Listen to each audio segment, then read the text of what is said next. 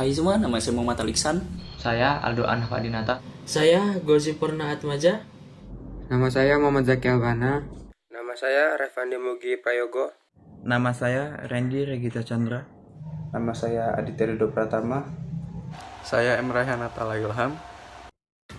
Tokoh proklamasi yang akan kami bahas pertama kali adalah I.R. Soekarno. Beliau lulus dari Teknis Hochschulte Bandung atau sekarang bernama ITB pada tahun 1925. Peran beliau dalam peristiwa proklamasi adalah beliau merupakan salah satu orang yang merumuskan naskah proklamasi pada tanggal 17 Agustus 1945. Soekarno juga membacakan proklamasi yang menandakan kemerdekaan Indonesia. Melalui SK Presiden nomor 081-TK-1986 tanggal 23 Oktober 1986, I.R. Soekarno dianugerahi gelar pahlawan proklamator Indonesia. Tokoh yang kedua adalah Muhammad Hatta.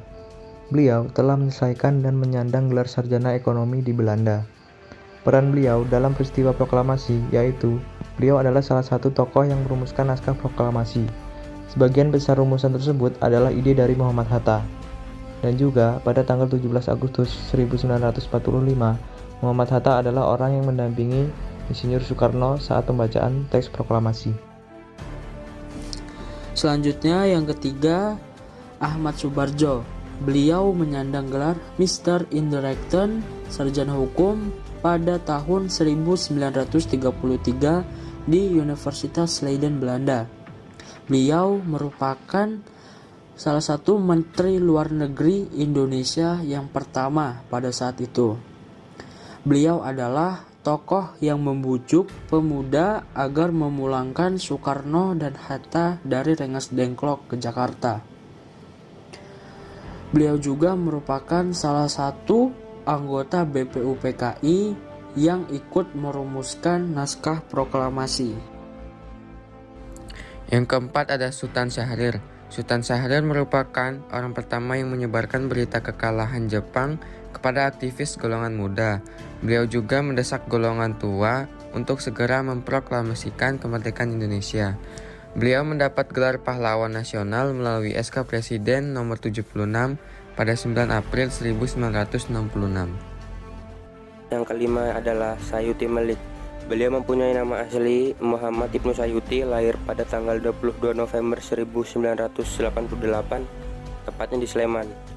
Beliau mempunyai peran yaitu mengetik teks proklamasi dalam kemerdekaan Indonesia. Ibu Fatmawati.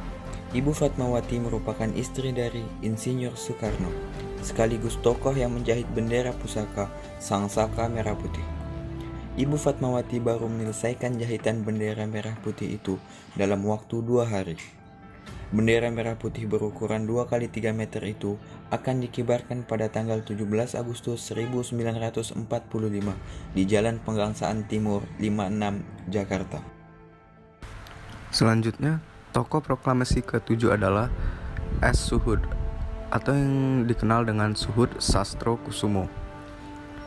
Beliau lahir pada tanggal 10 April 1925 dan meninggal pada 20 Agustus 2012. Beliau merupakan tokoh yang membuat tiang bendera dari bambu dan pengibar Sang Saka Merah Putih, petugas pencari tiang bendera untuk proklamasi. Tokoh yang ke-8 adalah B.M. Dia. Ia berperan dalam penyebaran berita kemerdekaan melalui media cetak dan siaran radio.